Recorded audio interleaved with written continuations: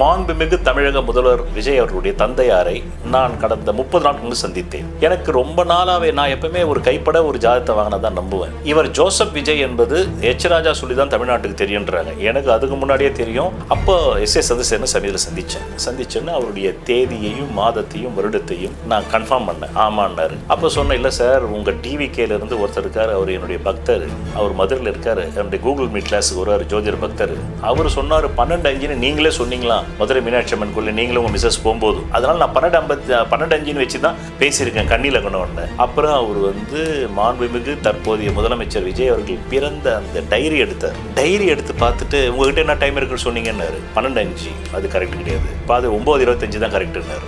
அதனால 9:25 AM 22 June 1974 சென்னையில் பிறந்த கடகலக்னம், கடகராசி, நட்சத்திரம் பூசம். அந்த ஜாதகத்தில் ஜோதிட விதிகளில் சொல்லப்பட்டது என்னவென்றால், லக்னாதிபதியும் பூர்வ புண்ணியாதிபதியும் சேர்ந்தால் அரசு பதவி வந்திருக்கு. ஆனால் அந்த செவ்வாய் அங்கே நீசபங்க ராஜயோகம். ஆனால் அந்த செவ்வாய் வாங்கிய சாரம் சனி சாரம், அது அம்சத்திலும் ஆட்சி. ஸோ பூர்வ புண்ணியாதிபதியினுடைய சாரம் சரியில்லை. அது ஒரு குடம் பாலுக்கு ஒரு துளி போன்ற விஷம் போன்றது. லக்னாதிபதி வாங்கின சாரமும் சனி சாரம், அது ஒரு குடம் பாலுக்கு ஒரு துளி விஷம். மாண்புமிகு தமிழக முதல்வர் அவர்கள் பிறக்கும் போது அஷ்டமாதிபதியின் சொல்லக்கூடிய அசிங்கம், அவமானம், மானபங்கம், தற்கொலை முயற்சி, மலை உச்சியில் இருந்து இடறி விழுதல் என்ற அந்த ஒரு குடம் பாலுக்கு ஒரு துளி விஷம் என்ற நட்சத்திரத்தில் பிறந்திருக்க அவருடைய ஜாதகம் இங்கே தான் இருக்கிறது. உங்கள் வாழ்க்கையில் விடை காண முடியாத கேள்விகளுக்கு விடை சொல்ல வருகிறார் The one and only Hattrick Success Astrologer in India. ஜோதிட சத்குருஜி மெஹரு தன் சுய ஜாதகத்தின் மூலம் விழிப்புணர்வு பெற்ற ஒரு மறைபொருள். ஒவ்வொரு முறையும் திமுகவுடைய ஆன்டி இன்கம்பன்ஸே ஏடிஎம்கே அறுவடை செய்யவில்லை என்றால், இந்த 2021 2026 வரலும் எந்த மக்கள் பிரச்சனைக்கும் தெருவுக்கு போராடுறது மட்டும் கிடையாது, உன் போராட்டத்தை பார்த்து அவர்கள் வாபஸ் பெற்று இருக்க வேண்டும். திருப்பரங்குன்றம் விஷயத்தில் யார் அந்த சாரில் உண்மையை கொண்டு வந்திருக்க வேண்டும். இப்ப அழுத்தம் கொடுக்குறாங்கல்ல தாவேக்காவுக்கு, சரத்தை நீ ராஜினாமா பண்ண வைன்னு ஜெயிலுக்கு போறாங்கல்ல. அப்படி நீயும் போல, உங்க 2ஆம் கட்ட தலைவருக்கும் போல, 3ஆம் கட்ட தலைவரும் போல உனக்கு மக்கள் கொண்டாந்து ஒட்டி உன்னை கொண்டாந்து முதலமைச்சராக உட்கார வச்சு மீண்டும் ஒரு 50,000 கோடி அடிக்கிறதுக்கு. இதுவரையில் இல்லீகல் பிஸ்னஸ் பண்ணிக்கிட்டு இருந்தவங்கலாம் ஒரு எம்எல்ஏவுக்கு ஃபண்ட் பண்ணிவிட்டு நீங்கள் ஜெயிச்சா நாங்கள் சாராயம் ஓட்டிக்கணும் சார்னுவாங்க. இப்போ சாராய வியாபாரியே எம்எல்ஏ ஆகிட்டான், சாராய வியாபாரியே மந்திரி ஆகிட்டான். போகடா. 2017 தமிழ்நாட்டில் வெற்றிடம் உருவாயிடுச்சின்னு எல்லாரும் பேச ஆரம்பிச்சிட்டோம். ஏன்னா கலைஞரும் இல்லை, ஜெயலலிதா 2 ஆளுமைகள் இல்லை. 2 நேரேட்டிவ் செட் பண்ண இந்த 2 நேரேட்டிவ் செத்து போச்சு. இப்போ டிஎம்கே ஒரு நேரேட்டிவ் செட் பண்ணது டெட் பாடி, பாஜக அடிமை, மத சார்பின்மை கட்சி திமுக. அப்போ IUMLன்றது என்ன? முஸ்லீம் லீக்ன்ற பேர்லேயே ஒரு கட்சி, அது மத சார்பு அற்ற கூட்டணியில் மத பேர் உள்ள கட்சியை வச்சுப்பாங்க. இப்படி உருட்டிக்கிட்டு இருந்த திமுக, அந்த திமுகவை எதிர்க்க யாருமே இல்லைன்னு ஒன்று. மகாநதி படம் பார்த்தீங்களா? அந்த மகாநதி படத்தில் கமலஹாசன் அந்த தலக்கோணத்தை வார்டன் அடித்து முடிச்சோன்னு மற்ற கைதிகள்லாம் தூக்கி இப்படி காட்டுமே, அந்த நிலைமை தான் 2017 21. ஒரு பக்கம் சீமானவர், அவருக்கு என்ன பயம்னா ரஜினிகாந்த் வந்துட்டாருன்னு வச்சுக்கோ, நம்ம முதலமைச்சர் ஆக முடியாதுன்னு சொல்லி ரஜினிகாந்தை போட்டு அடி அடிச்சார். அவர் பில்லா படம் வந்தப்போ சரக்கு போட்டுட்டு ஏரோட்ரமில் பண்ண அட்ராசிட்டெல்லாம் அவங்களுடைய தோழர்கள் எடுத்து போட ஆரம்பிச்சிட்டாங்க 2017. உடனே வெற்றிடம் இருக்குது, சீமான்ட்ட கேட்குறாங்க, இந்த மாதிரி ரஜினிகாந்த் வெற்றிடம் இருக்குன்றார். ஆமாம், சுடுகாட்டில் கூட தான் வெற்றிடம் இருக்குது, அங்கே போய் படத்துக்கு சொல்லு ரஜினியன்னாரு. அவர் அடித்த அடியில் தான் ரஜினியை வராமல் போயிட்டார். ஆனால் அதே சீமானால் இவரையும் அடித்து பார்த்தாரு மாண்பு முதல்வரையும். ஒன்று ரோட்டில் வலது பக்கம் இல்லை இடது பக்கம் நேரம் நின்னா லாரி அடிச்சு சேர்த்து போனார். ஆனால் ரஜினி பயந்தார். அதுக்கு காரணம் ராகு 8ல். ராகு தான் உங்களுக்கு கலியுகத்தில் கிங் பிளானட்ன்றான். ஆனால் மாண்புமிகு முதல்வர் விஜய் அவர்களுக்கு ராகு 5ல் உச்சம். வீடு கொடுத்தவன் நீசம், அது பில்டிங் ஸ்ட்ராங்கு, பேஸ்மெண்ட் வீக்கு, ஆனாலும் உச்சம். இன்னொன்று ரஜினி மராட்டின்னு அடித்தார் சீமான். விஜய் நீங்கள் என்ன அடிப்பீங்க? தமிழ்நாட்டிலே பிறந்தார் அவர். தமிழ்நாட்டில் ரஜினி பிறக்கல. ரஜினிகாந்துடைய வரலாறு நீங்கள் எடுத்து பார்க்கணுன்னாக்கா, சின்ன பையன் சிம்பு, அப்போ அவர் உண்மையிலே சின்ன பையன் 5 வயசு. அப்போ இவர் நாட்டுக்கு ஒரு நல்லவன் ஷூட்டிங்கு அவர் போகிறார் சிம்பு. அப்போ சிம்புவை தூக்கி எவ்வளோ பெரிய வியாபாரின்னு சொல்கிறேன் ரஜினிகாந்த். அந்த சிம்புவை தூக்கி நான் அப்போல்லாம் கூர்ந்து இந்த சினிமா நியூஸ் பார்ப்பேன். 5 வயசு குழந்தை அதில் ஹோனை சாப்பிட்டுருக்காப்புல சிம்பு வச்சுக்கிட்டு, உங்களை பார்த்தா எனக்கு பயமாக இருக்குது உங்கள் நடிப்பு திறமையை பார்த்தா. நல்ல வேலை நான்லாம் முன்னாடி நடிகன் ஆகிட்டேன். உங்கள் நடிப்பை பார்த்துட்டு மக்கள் நடிப்பை உங்களுக்கு அப்புறமா நான் முன்னாடியே சினிமாவுக்கு நான் நின்றுட்டேன். நீங்கள் நடிக்க ஆரம்பிச்சாலும் வந்துட்டு நான் தோற்று போயிருப்பேன்னு அந்த குழந்தைகிட்ட சொல்லி பிஞ்சு மனசில் நஞ்சை போட்டு இந்த அளவுக்கு ஒரு ஷ்ரூடு பிஸ்னஸ்மேன். ரஜினி உண்மையிலேயே நல்லவன் இல்லை. அவர் ஒரு நேரேட்டிவ் செட் பண்ணியிருக்காரு. அவர் என்ன நேரேட்டிவ்னா தான் நல்லவன். தன்னை பார்க்க யார் போனாலும் அவங்கள வியாசப்பட வந்து விடுறது. ஒரு நல்லவனுக்கு தான் தகுதியா? அப்போ மகாத்மா காந்தி நல்லவர் இல்லை, அண்ணல் அம்பேத்கர் நல்லவர் இல்லை. நல்லவன் என்ற இமேஜ் அவருக்கு உண்டா? தன் பணிவாள். அதான் பகவான் ஓஷோ சொல்லுவார், யாராவது நான் உங்கள் காலுக்கு செருப்பாக இருக்கிறேன் என்று சொன்னால் டக்கென்று அவன் கண்களை பாருங்கள், அது வேறொரு கதை சொல்லும். ரஜினிகாந்த் எப்போயாவது நான் உங்கள் செருப்பாக இருப்பேன்னாக்கா அவர் கண்ணை பாருங்கள், அது வேற ஒரு கதை சொல்லும், ஷூடு கதை சொல்லும். அதுதான் ரஜினிகாந்த். அவர் போட்டு எடப்பாடி அடிக்கிறார். அண்ணா நீங்களாம் அண்ணா கலைஞர் சாவு வரமாட்டீங்களா? நீங்களாம் அவ்வளோ பெரிய மேதைங்களா? அவர் யார் தெரியுமா? உங்கள் தலைவர் எம்ஜிஆரையே தூக்கி நிப்பாட்டார் மந்திரி குமார் இல்லை வசனங்களை அப்படின்னோடனே இவர் போய் மஞ்சள் பை வச்சு நிற்கிறார். அப்போது அதெல்லாம் கூட சரி விடு. 21 26 வரலும் மக்கள் பிரச்சனைக்கு எடப்பாடி வரல, அதனால மக்கள் நீ வேணான்ட்டான். சரி, விஜய் ஏன் தேர்ந்தெடுத்தாங்கன்னு கேட்டீங்க. இப்படி யாருமே மக்கள் பிரச்சனையை கேட்காத போது 2007 ஏற்கனவே வெற்றிடம் வந்துருச்சு. அந்த வெற்றிடம் வந்தவுடனே ஒவ்வொருத்தரும் விட்டு போட்டு பார்க்கலான்னு நினைக்கிறாங்க.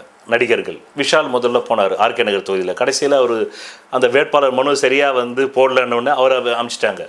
விஷால் அரசியலுக்குள்ள ஏன்னா வெற்றிடம் இருக்குல்ல. நம்ம சீமான் தான் சொல்லிட்டாரு, சுடுகாட்டில் கூட தான் வெற்றிடம் இருக்காங்க போவியா, நான் தான் இங்கே இருக்கிறேன், நான் இருக்கும்போது நீ எதுக்கு வெற்றிடம்னு சொல்கிறேன், நான் தான் முதல்வர் ஆகிறதுக்கு தமிழ் தேசியம். அவர் சீமான் ஒரு நேரேட்டிவ், அது தமிழ் தேசிய நேரேட்டிவ்.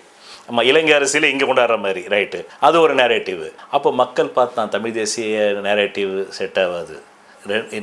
தமிழ்நாட்டை பொறுத்தவரையிலும் துரியோதனாதி கூட்டத்தை யார் தூக்கி போட்டு மெரிச்சாலும் அவன் கண்ண பரமாத்மா. இங்கே தமிழ்நாட்டை பொறுத்தவரையிலும் 1% கூட உண்மை இல்லாமல் நான் தான் இதிலிருந்து சொல்லிட்டு வந்தேன்ல, முதல் முறை அரசாங்க சம்பளத்தில் தன் மகனை அஞ்சுகம் பிக்சர்ஸில் ஹீரோவாகிட்டாக்கா எம்ஜிஆர் கேக்குள்ளா தொடர்ந்து நம்ம இருக்கலாம். ஜெயலலிதாவுடைய அந்த சொத்து குவிப்பு வழக்கு கூட 18 வருஷம் நடத்தி அந்த அம்மாவுக்கு ஏன் தெரியுமா கன்விக்ட் பண்ண வச்சாங்க? அதன் மூலமாக மக்கள் ஊழல்காரின்னு சொல்லிட்டு நம்ம ஓட்டு போட்டுருவான்னு. ஆனால் அதில் கன்விக்ட் ஆன அப்புறமாவும் 2014 அந்த அம்மா போய் பார்ப்பன அக்ரஹாரா சிறையில் இருந்த அப்புறமாவும் அந்த அம்மாவுக்காக இங்கே 200 பேர் செத்துருக்கான். அது மட்டும் இல்லாமல் 16 ஜெயிக்க வச்சுட்டான்.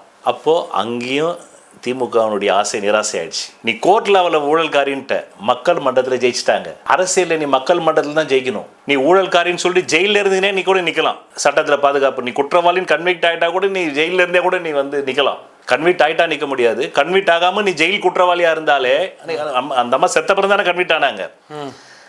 அப்போது நீ குற்றவாளின்னு 21 நாள் உன் ஆசைக்கு அடைச்சி பார்த்துக்கிட்ட உன்னுடைய செல்வாக்கில், அறிவு செல்வாக்கில், அதாவது சட்ட அறிவு செல்வாக்கில். ஆனால் 16 முன்னே மக்கள் அவங்கள தானே தேர்ந்தெடுத்தாங்க. ஸோ ஜெயலலிதா வாஸ் சட்டத்தின் பார்வையில் குற்றவாளி, மக்களின் பார்வையில் குற்றவாளி இல்லைன்றது தானே அந்த 2016 அந்த அம்மாவுடைய முடிவு. அப்போது ஜெயலலிதா அம்மாவுக்கு அப்புறமா வேக்யூம் இருந்தது. அந்த வேக்யூமை யாராவது ஒருத்தர் புல் பண்ணலான்னும் போது மாண்புமிகு தமிழக முதலமைச்சர் விஜய் அவர்களுக்கு ஏற்கனவே ஹேட் எ வெஞ்சன்ஸ்.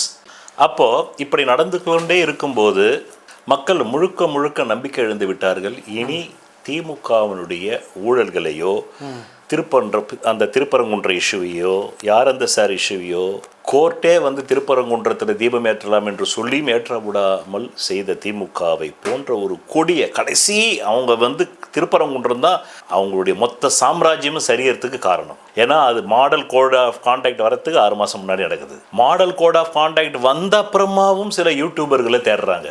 அதுதான் 1% உண்மை இல்லாமல் போச்சுனால்தான் கூடாரங்காலியாச்சு. அதான் ஓஷோ சொல்லுவார், துரியோதனிடம் 1% உண்மை கூட போய்விட்டது. 1% உண்மை துரியோதனன் இருக்கும் வரையிலும் அவனுடைய ராஜ்யம் விழவில்லை. அந்த 1% உண்மையும், ஏன்னா அதான் சொல்றாரு, எந்த ஒரு பொய்யும் 99% பொய் கூட 1% உண்மையின் கால்களில் தான் நிற்க முடியும். ஏன்னா அதுதானே இயற்கை நியதி. இயற்கையிடம் உண்மைதான். இந்த பூமி யாருக்காக சுத்துது? டிஎம்கே குடும்பம் நல்லா இருக்கணும்னா சுத்துது. அது ஒரு பூமியில் இல்லை எல்லா உயிர்களும் நல்லா இருக்கணும்னு சுத்துது. ஒன்லி டிஎம்கே குடும்பம் மட்டுமே முடிசூட்டி கொள்ளணுன்றதுக்காக இந்த பூமி சுற்றுறது இல்லை டிஎம்கே குடும்பம் சுத்த வச்சுதான் இவ்வளோ நாள், இல்லை எந்த முதல்வராக சுத்த வைக்கிறாரா? அப்போ இதெல்லாம் தான் இயற்கை தர்மம். இந்த தர்மத்தை திமுக மீறியது. கடைசியில் கடவுள்கிட்டே கை வச்சது. அவங்க செட் பண்ணி வச்சிருந்த நேரேட்டிவ் என்ன தெரியுமா? அதாவது அதிமுக ஆட்சிக்கு வந்துட்டா பாஜக உள்ளே வந்துடும். பாஜக உள்ளே வந்துட்டாக்கா கிறிஸ்தவர்களுக்கும் இஸ்லாமியர்களுக்கும் அவ்வளோதான், வாழவே முடியாது. அப்போ தான் விஜய் இறங்கி 4 மீட்டிங்கில் திமுக தீய சக்தினார். அவர் அதிகமாக 40 வாட்டின்னு சொல்லலை. ஜெயலலிதா அர்ச்சனை பண்ணா மாதிரி பண்ணவே இல்லை. அதுலேயே அவர் பழையா சொல்லிட்டாரு, எம்ஜிஆர் தீய சக்தினார். எம்ஜிஆர் தீய சக்தின்னு சொல்லலை, ஜெயலலிதா அம்மையார் தான் தீய சக்தின்னு சொன்னாங்க. அதுவும் ஜெயலலிதா அம்மையார் கிரிமினல் கருணாநிதினே சொன்னாங்க. டைரெக்டாக கருணாநிதியை அட்டாக் பண்ணாங்க. அந்த அம்மா எப்போ ப்ரெஸ்ஸுக்கிட்ட போனாலும் கருணாநிதின்னு தான் பேசுவாங்க அந்த அம்மா. அது கூட கலைஞர் வருத்தப்படுவார், என்னை அந்த அம்மையார் பெயர் சொல்லி அழைக்கிறார். உடனே அந்த அம்மா சொல்லுவாங்க, அதுக்கு தான் அவர் பேர் வச்சுருக்காங்க. ஒரு மனிதர் பேர் தானே சொல்லி அழைக்க முடியும், வேற என்ன பேர் சொல்லி அழைக்க முடியும்? அந்த அளவு கூட வந்து விஜய் பண்ணல. அந்த அளவுக்கு கூட அவர் பண்ணாதனால தான் அவருக்கு 108 கொடுத்தாங்க. ஜெயலலிதா அம்மையாரை விட டபுள் மடங்கு பண்ணியிருந்தாங்கன்னா 180 கொடுத்துருப்பாங்க. அதனால தான் மக்களுக்கு டவுட்டு, என்னடா இவரும் வந்து 4 வாட்டி தான் தீய சக்தினாரு, சிஎம் சார்னாரு. அந்த அம்மா கருணாநிதின்னுவாங்க. அப்புறமா நீங்கள் கருணாநிதின்னு பேரையே சொன்ன அப்புறமா நீங்கள் சார் எதிர்பார்க்க முடியுமா? புரியுதா உங்களுக்கு? இந்த ஹீரோ வில்லன் பாலிடிக்ஸ்க்காகத்தான் ஏடிஎம்கே போட்டோம். ஏடிஎம்கே கிட்ட 1% கூட உண்மை இல்லை. அந்த 1% உண்மை இல்லாததுனால இந்த ஜெயலலிதா அம்மையாருக்கு ஆட்சிக்கு கொண்டு வந்தால் அவங்க தப்பு பண்ணால் கருணாநிதியை கூட உள்ள வைப்பாங்க அப்படின்றது மக்கள்கிட்ட ஒரு அபிப்பிராயம் இருந்தது. மக்கள்கிட்ட அந்த நேரேட்டிவ் பெர்செப்ஷனாக நம்பினாங்க. அதுக்காக தான் நான் மீண்டும் மீண்டும் சொல்கிறேன், எல்லாரும் பிழை பண்ணுறாங்க. நான் போன வாட்டி கூட உங்கள்கிட்ட சொல்லியிருப்பேன், 2011 203 தொகுதி வந்து அண்ணா திராவிட முன்னேற்ற கூட்டணி ஜெயிக்க வச்சது ஜெயலலிதா அம்மையுடைய ஆளுமைக்காக இல்லை. இந்த அம்மா வந்தால் அந்த 2006 to 16 வரலும் எந்தெந்த அமைச்சர் ஊழல் பண்ணானோ, எந்தெந்த எம்எல்ஏ ஊழல் பண்ணானோ அவனெல்லாம் தூக்கி அட்லீஸ்ட் நம்ம செய்தியாவது கேட்கலாம். இவங்கெல்லாம் அரெஸ்ட் ஆகி உள்ளே போகிறாங்க, இவங்களுக்குலாம் பாத்ரூமில் வழுக்கி விடுற ட்ரீட்மெண்ட் நடக்குது, அந்த பாத்ரூமில் வழுக்கி விடுற ட்ரீட்மெண்ட்டை அந்த அம்மா செய்வாங்கன்னு நம்பணும். அதை எடப்பாடி செய்ய மாட்டாருன்னு நம்பிக்கை போயிடுச்சு. நீ எதிர்கட்சியாக இருக்கும்போதே செய்யலைன்னாக்கா நீ உன்னை ஆட்சிக்கு கொண்டு வந்தால் நீ என்ன செய்வ? அப்போ 4 மீட்டிங்கில் சிஎம் சார்னாரு மாண்புமிகு தற்போதைய முதல்வர் விஜய் அவர்கள். மக்கள் 108 கொடுத்துட்டான். ஜெயலலிதா விட இன்னொரு 2 மடங்கு அதிகமாக ஒரு போல்டாக பேசியிருந்தாருன்னா 180 தொகுதி கொடுத்துட்டு இருப்பான். இதுதான் நீங்கள் கேட்ட கேள்விக்கு நான் திராவிடத்தினுடைய ஆரம்பத்தை எப்போவுமே எனக்கு மேலோட்டமாக பேசி பிரயோஜனம் இல்லை. கேன்சர்ன்றது அப்நார்மல் செல்ஸ். இன்னைக்கு ஊழல் கரப்ஷன்ன்றாங்க. ஊழல் கரப்ஷனை யார் செய்ய முடியும்? அரசியல்வாதி தான் செய்ய முடியும், அரசு அதிகாரிகள் தான் செய்ய முடியும். இப்போ ஊழல் கரப்ஷன் இல்லாதது இல்லவே இல்லை. சரி, இத்தனை வருஷம் நேரேட்டிவ் செட் பண்ணி கொண்டு வந்தாங்கல்ல. இன்னைக்கு தமிழ்நாட்டினுடைய வாழ்வாதாரமும் பொருளாதார நிலை என்ன தெரியுமா உங்களுக்கு? இது ஸ்டாட்டிஸ்டிக்ஸ். 5 கேட்டகரி தமிழ்நாட்டில் இருக்குது. முதல் கேட்டகரி வறுமையாளர், ஆங்கிலத்தில் புவர். இவங்க குவாலிட்டி, இவங்க வாழ்க்கை முறை எப்படி இருக்குன்னா, தமிழ்நாட்டில் அடிப்படை உணவு, உடை, வீடு, கல்வி, சுகாதார செலவுகளை சம்பாதிக்க முடியாதவருக்கு பெயர் வறுமையாளர். தமிழ்நாட்டில் அடிப்படை உணவு கூட இல்லை. உங்களுக்கு 3 வேளை உணவு இல்லை, 2 வேளை வரலாம், 1 வேளை வரலாம். உடை இல்லை, சரியான உடை இல்லை, தங்க வீடு இல்லை, கல்வி இல்லை, சுகாதார செலவுகளை அப்படின்னா ஹாஸ்பிட்டல் செலவு, அதாவது தனியார் மருத்துவமனைக்கு போக முடியாது. அவங்களால தனியார் மருத்துவமனைக்கு போய் செலவு பண்ண முடியாது. செத்தாலும் எங்கேயோ ஆஸ்பத்திரியில் சாகணும், அவ்வளோதான். நோயை குணப்படுத்திக்க முடியாது. சம்பாதிக்க முடியாதவர், அவர் பெயர் வறுமையாளர். இவர்கள் தமிழ்நாட்டில் எத்தனை பேர் இருக்காங்க தெரியுமா? 15 to 40 லட்சம் பேர் இருக்கிறாங்க, 8 கோடி பேரில். 2வது கேட்டகரி ஏழை, ஆங்கிலத்தில் லோயர் இன்கம். அவங்க வந்து மந்த்லி குடும்ப வருமானம் எவ்வளோ இருக்குன்னா சுமார் 15,000 to 30,000 ரூபாய். அவங்க தான் லோயர் இன்கம். அவங்க பேர் ஏழை. மாதம் 15,000 ரூபாயிலிருந்து 30,000 ரூபாய் சம்பாதிச்சாங்கன்னா அதில் தான் அவங்க குடும்பத்தை வாடகை, கரண்ட் பில்லு, பால், கடன், பொண்ணு வந்து வயசுக்கு வந்தால் அவ கல்யாணத்துக்கு நகை சேர்த்து வைக்கிறது எல்லாம் இந்த 15,000 to 30,000 உள்ளே தான் செஞ்சுக்கணும். நடுத்தர வர்க்கம், இந்த லோயர் இன்கம் அப்படின்ற ஏழை, அவங்க எத்தனை பேர் இருக்கிறாங்கன்னா 1 to 2 கோடி. எவ்வளோ? 1 to 2 கோடி பேர். 8 கோடி பேரில் ஆல்மோஸ்ட் 2.5 கோடி பேர் வந்துட்டாங்களா? அதாவது வறுமை கோட்டுக்கு கீழே உள்ளவர் ஒரு 50 லட்சம், ஏழை வந்து 1 to 2 கோடி வந்துட்டாங்களா? 2.5 கோடி உள்ள வந்துட்டாங்களா? அவ்வளோதான். அடுத்தது நடுத்தர வர்க்கம், ஆங்கிலத்தில் சொன்னால் மிடில் கிளாஸ். இவங்களுடைய மாத குடும்ப வருமானம் 30,000 to 1.5 லட்சம். இவங்க எத்தனை பேர் இருக்கிறாங்கன்னா 3 to 4 கோடி. அதாவது சைக்கிளை வச்சு உதாரணம் கொடுக்குறேன். நம்ம வறுமையாளர்கிட்ட சைக்கிளே இல்லை, வாங்க காசு இல்லை. ஏழை இருக்கான்ல, அவன் 5,000 to 30,000 அவன் சைக்கிள் வாங்க முடியுது, ஆனால் கால் பெடல் தான் அடிக்க முடியும். நடுத்தர வர்க்கம் வந்து ஆஃப் பெடல் தான் அடிக்க முடியும். அவனுக்கு வந்து மாதம் 30,000 to 1.5 லட்சம். இதுலேயே நாகரிகமாக வாழணும், பணக்காரன் மாதிரியே பந்தா காட்டணும். நாங்களும் எங்ககிட்ட செல்ஃபோன் இருக்குது, ஆண்ட்ராய்டு இருக்குது. இதெல்லாம் அந்த 30,000 to 1.5 லட்சம் ரூபாய்க்குள்ள அவனும் கல்யாணம் பண்ணிக்கணும், அவனும் சாந்தி முகூர்த்தம் பண்ணணும், அவனும் குழந்தை பெற்றுக்கணும். அதனால் அவன் ஆஃப் பெடல் அடிக்கிறான் சைக்கிள். வசதி மிக்கவர், அப்பர் மிடில் கிளாஸ், மாத வருமானம் 1.5 லட்சத்துலேருந்து 5 லட்சம். பல சொத்துக்கள் இருக்கும், முதலீடுகள் இருக்கும், தனியார் பள்ளி, அடுத்தது வந்து மருத்துவ, அதாவது தனியார் மருத்துவமனைக்கு போக முடியும், வெளிநாடு சுற்றுலா போக முடியும் போன்ற செலவுகளை ஏற்கும் திறன். இன்கம் டேக்ஸ் செலுத்துபவர்கள் பெரும்பாலும் இப்பிரிவில் இருப்பார்கள். இவங்க வந்து எவ்வளவு தெரியுமா இருக்காங்க? அதாவது மிடில் கிளாஸ்ன்றது 30,000 to 1.5 லட்சம். ஆமா, அவங்க இது கிடையாது. இது வந்து அப்பர் மிடில் கிளாஸ், வசதி மிக்கவர். ஃபர்ஸ்ட் வறுமையாளர், அடுத்தது ஏழை, அடுத்தது நடுத்தர வர்க்கம். அவங்க நடுத்தர வர்க்கம்ன்றது 30,000 to 1.5 லட்சம் ரூபாய். ஆமா, அவங்க அப்பர் மிடிலுக்கும் போக முடியாது, லோயர் இன்கமுக்கும் வர முடியாது. அதாவது நடுத்தர வசதி மிக்கவர். ஆமா, வசதி மிக்கவர். நடுத்தர வர்க்கத்துக்கு அப்புறமா வசதி மிக்கவர், அதுக்கு பேர் அப்பர் மிடில் கிளாஸ். இவங்க முக்கால் படையில் அடிக்கிறவங்க. வறுமையாளரிடம் சைக்கிளே இல்லை, ஏழை ஏழையிடம் சைக்கிள் இருக்கிறது, கால் பெடல் அடிக்க முடியும். நடுத்தர வர்க்கம் என்ற மிடில் கிளாஸ் அரை பெடல் அடிக்க முடியும். வசதி மிக்கவர் என்ற அப்பர் மிடில் கிளாஸ் என்பது முக்கால் பெடல் அடிக்க முடியும். 5வது கேட்டகரி. இந்த அப்பர் மிடில் கிளாஸ் எத்தனை பேர் இருக்காங்க தெரியுமா? அவங்க 50 to 80 லட்சம். வறுமையாளர் 50 லட்சம் பேரு, ஏழை குறைந்த வருமானம் 1 to 2 கோடி, நடுத்தர வர்க்கம் 3 to 4 கோடி, வசதி மிக்கவர் அப்பர் மிடில் கிளாஸ் 50 to 80 லட்சம் பேர். அடுத்தது 5வது கேட்டகரி, பணக்காரர், ரிச் அஃப்ளூயன்ட்ன்றோம். அஃப்ளூயன்ட்டுக்கு ஆங்கிலத்தில் மீனிங் என்னன்னா having a lot of money. அவங்க எத்தனை பேருன்னா சில லட்சம், சில லட்சத்திலிருந்து 10 லட்சத்துக்குள்ள. அவங்க மாத இன்கம் எவ்வளவு தெரியுமா? அதான் அஃப்ளூயன்ட்ன்ட்டான். அஃப்ளூயன்ட்னா having lot of money. So having lot of money 10 லட்சம் பேர். வசதி மிக்கவர்கள் 50 to 80 லட்சம் பேர், அவங்க தான் அப்பர் மிடில். நடுத்தர வர்க்கம் என்ற மிடில் கிளாஸ் 3 to 4 கோடி பேர். ஆமா, 3 to 4 கோடி பேர். ஏழை மற்றும் குறைந்த வருமானம் 1 to 2 கோடி பேர். இப்போ மாண்புமிகு முதல்வர் விஜய் மட்டுமல்ல, ஜெயலலிதா அம்மையாரும் கருணாநிதியும் எம்ஜிஆரும் எல்லாருக்குமே இந்த லோயர் இன்கம் கிரேட் இருக்குல்ல, அவங்களும் ஏழை என்ற 1 to 2 கோடி பேர் தான் அதிகமாக ஓட்டு போடுவாங்க. அவங்களுக்கு தான் இந்த பாவம் தாலிக்கு தங்கம், அப்புறமா தாய்மாமன் சீரு, அதுக்கப்புறமா 8 கிராம் குழந்தை பிறந்தா, இதெல்லாம் தான் அவங்களுக்கு கனவு. இந்த 1 to 2 கோடி. ஆமாம், அதனால தான் அவருக்கு 35% வாக்கு போச்சு. அந்த 35% வாக்குமே இந்த வறுமையாளர்கிட்ட இருந்தும் ஏழைகிட்ட இருந்தும் போனது தான் பாதிக்கு மேலே. அதுக்கப்புறமா இவங்க தீமை செய்த டிஎம்கேவை எதிர்க்கலன்றதுனால மற்ற நடுத்தர வர்க்கத்திட்டு கொஞ்சம், அடுத்தது வசதி மிக்கவர்கிட்ட கொஞ்சம், அதுக்கப்புறம் பணக்காரர்கிட்ட இருந்து அவன் ஈகோவுக்காக போட்டிருப்பான். இதுதான் சமாச்சாரம் சார், நீங்கள் கேட்ட கேள்வி. ஓகே சார், அதாவது இந்த நரேட்டிவ்னா இப்படி அது ஏன் ஃபெயிலியர் ஆச்சு, இல்லை இந்த 2 பெரிய கட்சிகளை எப்படி இந்த கட்சி ரீப்ளேஸ் பண்ணாங்க அப்படின்றதெல்லாம் குறித்து விரிவாக பேசுனீங்க. நீங்கள் இந்த மியூசிக்கல் சர்ச் சுச்சுவேஷன்லாம் இருந்து நம்ம பார்த்துருப்போம். ஸோ அது ஒரு மாதிரி செட்டில் ஆகிடுச்சு. இதுக்கப்புறம் ஸ்மூத்தாக எதிர்பார்க்கலாம்ல?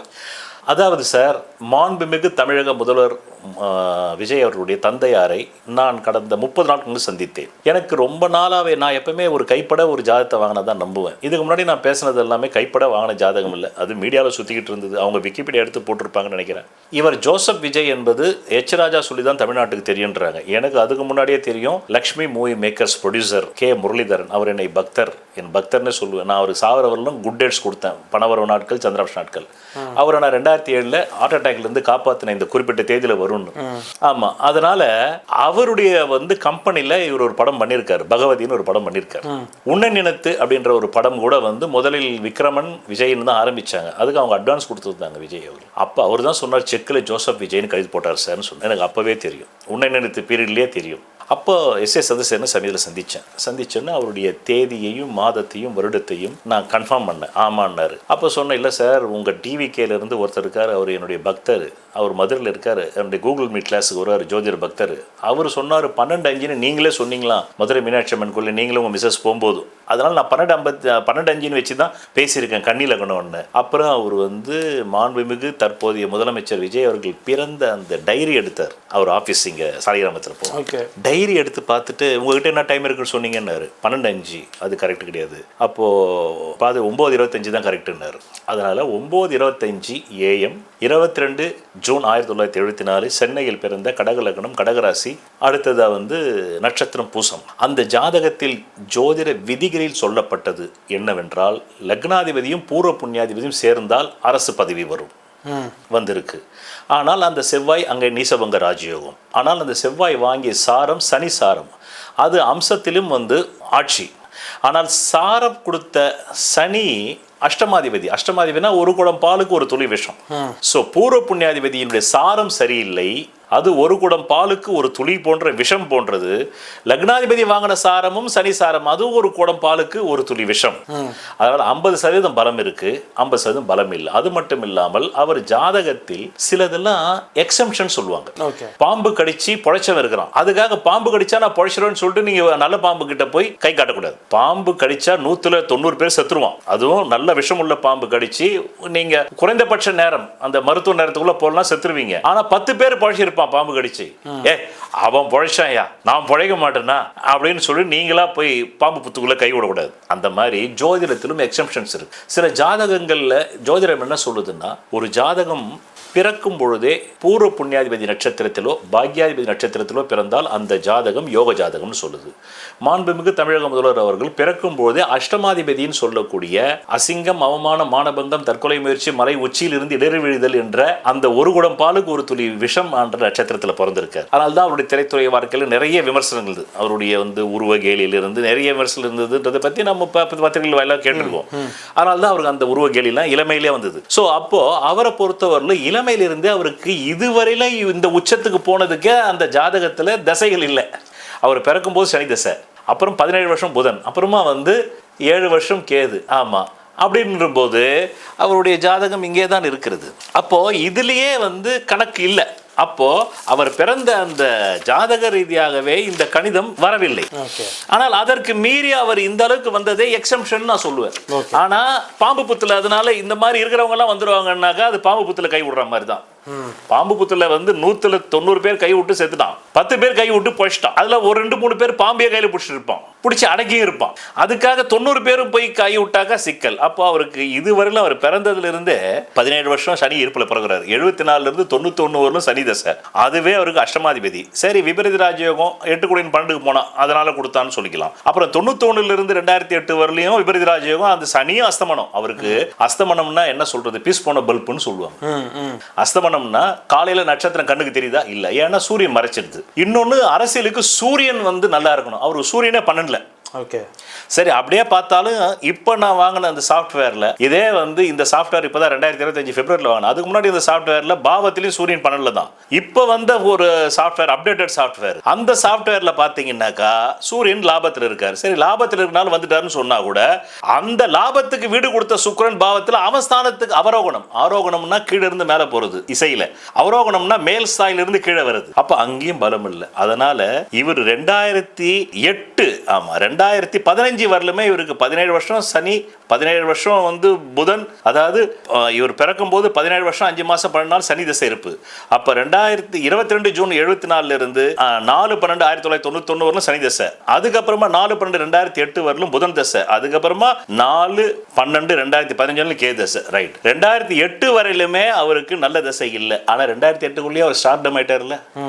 உங்களை கேட்கிறேன், 2008 அவர் பல கோடி ரூபாய் சம்பாதிக்கிற டைரக்ட் ஆயிட்டார்ல. அப்ப இந்த 2 தசையுமே ஜோதிட விதிகளை படி நான் பேசுறேன். எக்ஸெப்ஷன் பத்தி நான் பேசுறேன். பாம்பு புத்துக்குள்ள கையை விட்டு 10 பேர் பொஷனை பத்தி பேசல, 90 பேர் சத்தவனை பத்தி பேசுறேன். 90% இது 10% எக்ஸெப்ஷன்ல வருது. அந்த பாம்பு புத்துல கை கொடுத்து கடிக்காம பாம்பையே பிடிச்சி வெளியே போட்ட அந்த ஜாதகமா வருதுன்னு சொல்ல வர.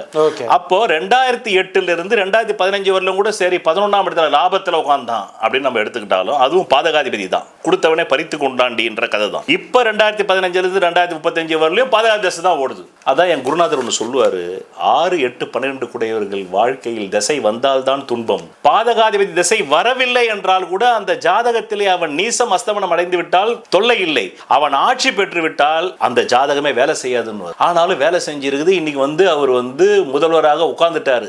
அதனால தான் அவரால் 108 தொகுதியில் வர முடிஞ்சிருக்கு. இப்போ அவர் சஸ்டெயின் பண்ணுவாரான்னா ஜோதிட ரீதியா சஸ்டெயின் பண்றதுக்கு கிரக அமைப்பு இல்லை. ஆனா எக்ஸெப்ஷன்ல பாம்பு புத்துக்குள்ள கையை விட்டு அவர் பாம்பை கொத்தினாலும் மரணிக்காத அளவுக்கு எக்ஸெப்ஷனா இருக்கலாம். ஓகே, புரியுதா உங்களுக்கு? எக்ஸெப்ஷன்ல தான் அவர் ஜாதகம் இருக்கு. அதனால இது நாம பொறுத்திருந்து நடைமுறை வாழ்க்கையை பார்த்து தான் தெரிஞ்சுக்க முடியுமே தவிர ஜோதிட ரீதியாக ஷூட் ஷாட்டா சொல்றதுக்கு கிரக அமைப்பு இல்லை. ஓகே, இவ்வளவுதான் விஷயம். மற்றபடி சொல்வதெல்லாம் பலிக்கும் அபூர்வ வாக்கு சக்தி பெற்றவர் மெஹ்ரு அவர்கள். உங்கள் வாழ்க்கையில் பணம், புகழ், பதவி, திருமணம், குழந்தை பேரு, உயர்கல்வி, வெளிநாட்டு யோகம், கலைத்துறையில் வெற்றி, அரசியலில் வெற்றி போன்ற இன்னும் எண்ணற்ற உங்கள் வாழ்வின் கேள்விகளுக்கு ஒரு மனிதன் அவன் ஜாதகத்தை எப்படி அறிந்து கொள்வது? கான்டாக்ட் ஜோதிட Sadguruji Mehru. Address Quality Complex, first floor, new number 45, wall number 12, Arunachalam Road, Saligramam, Chennai 93. Phone 0442376072. Contact 9952959962, 98409 57612. Website www.srimeheru.org.